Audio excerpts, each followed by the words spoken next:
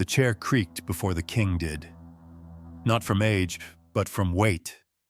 Henry VIII could no longer stand. The man who once dominated tournament fields and hunting grounds now existed only in stillness, pressed into a reinforced throne designed not for ceremony, but containment. His body had expanded beyond dignity, beyond mobility, beyond the illusion of command. Flesh overflowed carved wood. The throne no longer lifted him above men. It held him in place. His legs were wrapped in layers of cloth, not as regalia, but as concealment. Beneath the linen, ulcers refused to close. Infection seeped endlessly, carrying a stench so overpowering that courtiers covered their faces with perfumed gloves when they approached. The air around the king announced his presence before any herald could. It clung to walls. It lingered in corridors. It followed him like a verdict. This was not weakness hidden behind palace walls. This was decay seated at the center of power. The throne had changed its meaning. It was no longer a symbol of rule. It had become a cage, a wooden restraint that groaned each time Henry shifted his enormous frame, reminding everyone in the chamber that authority cannot outrun the body that carries it. The crown still rested on his head, but the chair beneath him exercised more control than any crown ever could. No foreign army had placed him there. No assassin. No rebellion. Only excess. Only years of unchallenged indulgence that turned command into entitlement, and entitlement into corrosion. Around him stood men who could order executions with a word. Yet none could intervene here. They watched as infection climbed his limbs, as breath came heavier with each hour, as the monarch who once inspired fear now inspired silence. This was not the fall of a king defeated by enemies. It was the end of a man who believed nothing should deny him. And as the room filled with the sound of strained breathing and creaking wood, an unspoken question settled into the shadows of the chamber. What does absolute power do to the human body when it is never refused? If you want to follow this descent into royal darkness, subscribe to the channel. More stories await where crowns rot, thrones imprison, and power always leaves a price. To understand the ruin that awaited Henry VIII, we must step back to a moment when decay was unthinkable. Henry was 18. At that age, he did not resemble the tyrant history would later condemn. He was the embodiment of promise, tall and powerfully built, with a face praised by poets and diplomats alike. He moved through court like a living symbol of the Renaissance. He was fluent in languages, skilled in music, fearless in the hunt, and magnetic in public. Wherever he appeared, attention followed. Across Europe, rulers watched England with renewed respect. This was no sickly heir or cautious scholar king. This was a monarch forged in strength and spectacle. Artists rushed to paint him. Chroniclers described him as the most handsome prince of Christendom. His presence alone suggested a new age of vitality and dominance. Henry believed it, and so did everyone around him. The court he inherited was one of celebration and abundance. Feasts were not occasional events, but rituals of power. Tables overflowed with meat, sugar, wine, and rare spices imported from distant lands. Every meal was a statement that England lacked nothing and that its king was entitled to everything. But even then, something was slightly wrong. Henry did not eat as other men ate. He ate not to satisfy hunger, but to affirm control. When others slowed, he continued. When others were full, he insisted on more courses. The act of eating became symbolic, almost ceremonial. Each bite reinforced a belief that desire itself was sacred when it belonged to him. To stop would be to admit a limit. and limits had no place in his world. No one challenged this behavior. Courtiers praised his appetite as proof of strength. Physicians interpreted excess as vitality. To suggest restraint would have seemed almost treasonous. The king was young, victorious in spirit, and surrounded by constant affirmation. Every impulse was rewarded. Every indulgence was reframed as royal privilege. In this environment, discipline quietly vanished. What began as celebration became habit. What began as habit became expectation. Henry learned, without ever being taught, that wanting was reason enough. The body, still strong and obedient, absorbed the excess without protest. Youth disguised consequence. Beauty masked imbalance. But the body never forgets. Long before illness, long before pain, long before immobility, the foundation was laid. A ruler who never heard no would one day face a body that could no longer say yes. The same appetite that once symbolized dominance would later demand payment. At 18, Henry stood at the height of admiration, untouched by fear or restraint. Yet beneath the gold, beneath the applause, the first quiet seed of collapse had already been planted. And power, once tasted without resistance, never willingly lets go. Power does not always reveal itself on battlefields or in council chambers. Sometimes it breathes behind locked doors filled with smoke, heat, and blood. At Hampton Court, the heart of Henry's empire did not beat in the throne room. It beat in the kitchens. What stood there was not a place of nourishment, but a machine, a vast, roaring system that never slept. More than 200 servants moved in rigid hierarchy, from butchers to bakers to boys whose only task was to carry firewood. Orders echoed through stone corridors as flames burned day and night without rest. This was not excess by accident. It was design. Entire herds were driven toward the palace. Cattle pigs, deer swans, and sheep were slaughtered by the thousands each year. The numbers defied logic. No court, no matter how grand, could consume such abundance. And yet the machinery continued without pause. Because the engine was not feeding England. It was feeding Henry. The kitchens existed to ensure that the king never encountered absence. Every meal was prepared as if the empire itself were being served upon a plate. Roasted meats stacked upon meats, sauces layered over sauces, dishes arranged not for sustenance but for awe. To eat was to witness obedience. Each course represented labor extracted from land animals and men. Fields worked forests, cleared rivers, fished all, so that a single appetite would never face silence. The kitchen became a map of power, showing how far Henry's will could travel and return transformed into flesh. Fire was constant. Heat pressed against stone walls until the air itself felt alive. Sweat soaked through linen.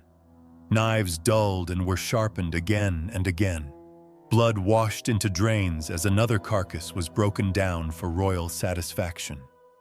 And yet none of this was questioned, because the empire had learned a dangerous lesson. If the king desired it, the system would bend until it produced it. No hunger was permitted to exist at the top, even if it meant strain everywhere else. This was not gluttony in isolation. It was administration. Food became policy. Abundance became proof of dominance. The more the king consumed, the more powerful he appeared. His body grew heavier not just with flesh, but with the weight of everything extracted to sustain it. Here indulgence hardened into structure.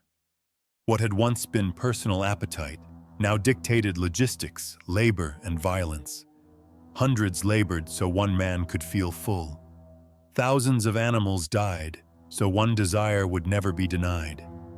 The kitchen ceased to be a place of service and became an altar where empire was sacrificed daily to the will of a single ruler. But systems built to serve desire do not know when to stop. They only grow louder, hotter, more demanding. And as the machinery of feeding expanded, it began to shape the body it served, turning satisfaction into dependence and power into a trap. At this stage, power no longer needed to be proven. It needed to be performed. Henry did not simply dine, he presided. The feasts of his later reign crossed a line from celebration into ritual. What appeared on the table was not food in any ordinary sense. It was spectacle engineered to overwhelm the eye before it ever reached the mouth. Birds were stuffed inside other birds. Animals were hidden within animals. Layers of flesh folded into one another, as if nature itself had been reordered to serve a single will. These dishes were not designed for hunger. They were designed to astonish and intimidate. Each course arrived like a conquest. Servants carried platters as if bearing trophies from distant wars. The room fell silent as the dishes were revealed. Applause followed not for the skill of the cooks, but for the abundance they represented. To witness the feast was to witness the reach of the crown. Henry did not eat. He conquered.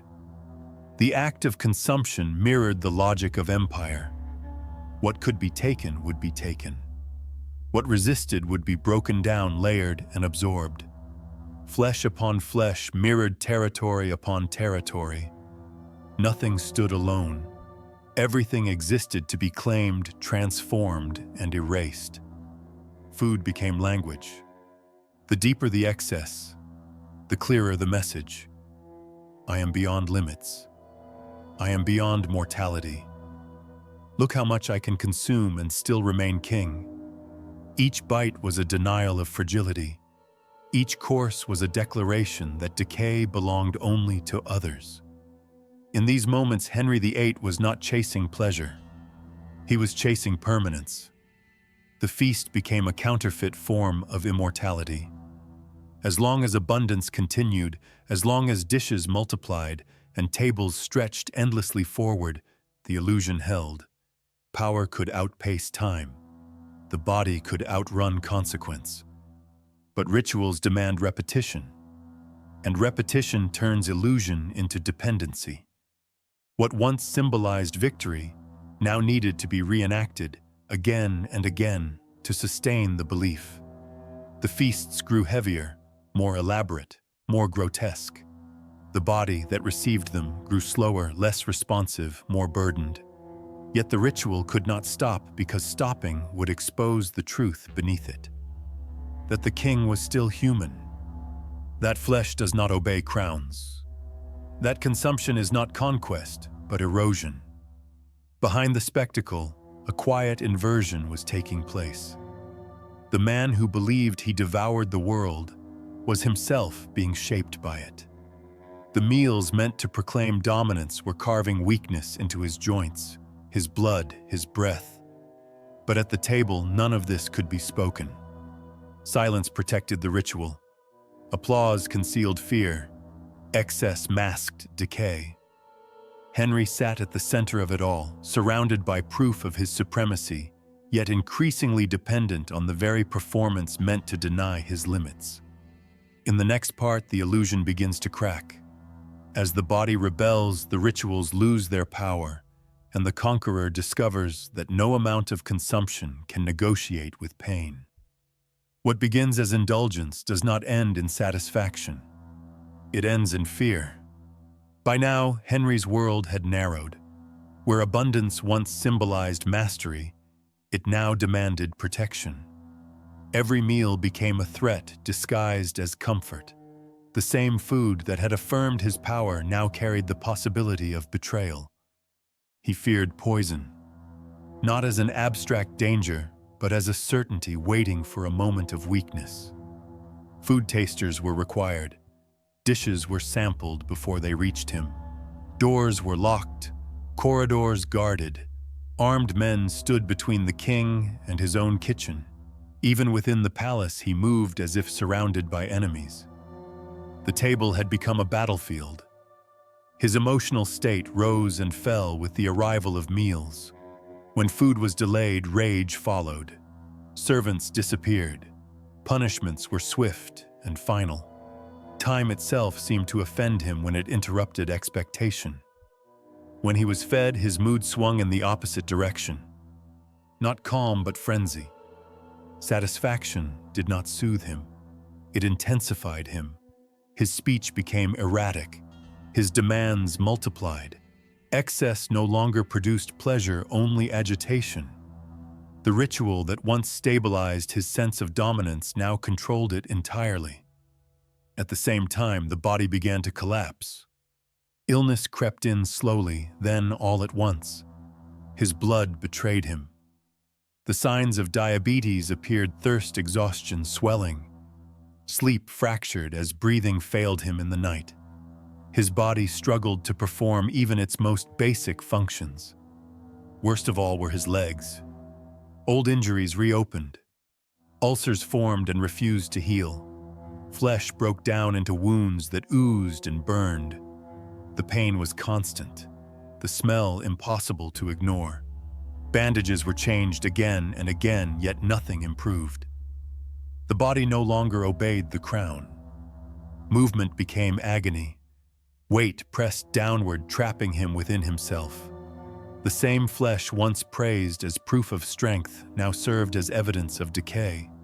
Each step reminded him of what power could not command. And fear grew sharper. Pain stripped away illusion. Mortality stood close enough to be felt. The king, who had consumed without limit, now feared being consumed by his own body. Every ache suggested assassination by nature itself. Paranoia filled the gaps where certainty once lived. He trusted fewer voices, listened only to those who fed his suspicion. The court grew tense, quieter, thinner. People learned to read his moods by the rhythm of his breathing and the state of his wounds. Power had not protected him. It had isolated him. What he ruled over had become smaller than what ruled him. Hunger, fear, pain, expectation all tightened around his thoughts until the world felt hostile even when it served him. The empire still functioned, the kitchens still burned, the rituals continued. But beneath it all, the truth could no longer be hidden. The man who once conquered through consumption was now governed by it. And the crown that promised security had transformed into a source of unrelenting terror. There comes a moment when power can no longer pretend to function. For Henry VIII, that moment arrived quietly, not with rebellion or invasion, but with gravity itself. He could no longer stand on his own. The body that once symbolized dominance had become an obstacle to movement. Servants lifted him with straps and pulleys like cargo too heavy to carry by hand. Chairs were reinforced. Wheels replaced steps. His presence no longer filled rooms with energy, but with effort and strain. Every motion required assistance. Yet the rituals continued. Food still arrived in abundance. Plates were brought closer. Portions adjusted, not smaller, but more frequent. Eating had become reflex rather than desire. Even as the body failed, the appetite remained relentless, as if stopping would mean surrendering the last illusion of control. The king consumed while the kingdom weakened. Beyond palace walls, harvests failed, prices rose, bread grew scarce. Ordinary people felt hunger sharpen into desperation. Markets emptied. Fields yielded less than what was demanded of them. The weight of royal excess pressed downward through the entire realm. The treasury began to drain. Wars had emptied it. Palaces bled it. Feasts finished what ambition started. Gold flowed inward toward the court and vanished just as quickly to sustain a body that gave nothing back. Coin meant for defense, for stability, for survival, was transformed into smoke, meat, and waste. England paid for each meal. The injustice was impossible to ignore. While the king was fed without pause, entire towns struggled to endure winter. While his table overflowed, children starved. The contrast grew obscene yet unspoken, because to speak it was dangerous. A decaying body had become the axis of the state. Decisions slowed because movement was painful. Councils waited while he rested. Justice delayed because the king could not rise. Power did not disappear, but it stagnated, trapped within flesh that could no longer respond. And still the system obeyed him. Servants labored, kitchens burned, taxes were enforced. The machine continued to serve even as it hollowed out the nation. No one dared interrupt the cycle because the cycle itself was now the crown. Henry VIII ruled not through presence but through inertia. The weight of his body anchored policy. His needs determined schedules, priorities, punishments. A single failing organism redirected the flow of an entire country. What had begun as personal indulgence now dictated national suffering. This was no longer tragedy confined to one man.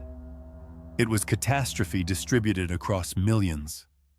A king too heavy to move had become a kingdom too burdened to breathe. The imbalance was complete. Power had devoured itself and dragged the realm down with it. In the end, there was no battlefield. No uprising, no blade in the dark. Only a body that had reached its limit. Henry's final days unfolded behind closed doors, heavy with silence and decay. His flesh continued to break down piece by piece. Wounds refused to close. Breath came shallow and strained. Sleep dissolved into brief, broken intervals haunted by discomfort and restlessness. Yet even as the body failed, the mind clung to one obsession: food. His thoughts circled it relentlessly. Conversations drifted back to it. Memory returned not to triumphs or enemies, but to taste and abundance. The rituals that once defined his reign now dominated his final consciousness. According to those closest to him, his last spoken desire was simple and revealing: roasted meat. Not mercy, not repentance, not prayer. Hunger. Death arrived not as drama, but as release. The king who had consumed without restraint slipped quietly into silence. But even then, the body refused to behave. The coffin swelled. Pressure built within it as gases escaped a system long corrupted. The seams failed. Dark fluid leaked through the wood. The stench filled the space around him. Those present recoiled not in fear, but recognition. The decay that had followed him in life did not stop at death. When the body was examined, the symbolism became unavoidable. His stomach was still full. Even at the end, consumption had not ceased. The body had taken more than it could bear and carried it into the grave. Hunger had outlived strength, authority, and breath itself. Henry VIII was not overthrown. He was not assassinated. He was devoured. Devoured by desire indulged without limit. Devoured by rituals mistaken for power. Devoured by a belief that excess could conquer time, flesh, and consequence. The empire endured. The crown passed on. England survived the man who ruled it. But the lesson remained carved into history. Power without restraint does not collapse from outside attack. It turns inward. It feeds upon itself until nothing remains but ruin wrapped in ceremony. If this story unsettled you, it should, because Henry VIII is not only a king of the past, he is a warning written in flesh, a reminder that desire unchallenged always demands more, and that no throne, no matter how grand, can protect its owner from himself. If you want more stories where history exposes the darkest truths of power, obsession, and decay, subscribe to the channel. Walk with us into the shadows where crowns rot and legends reveal what they were truly made of.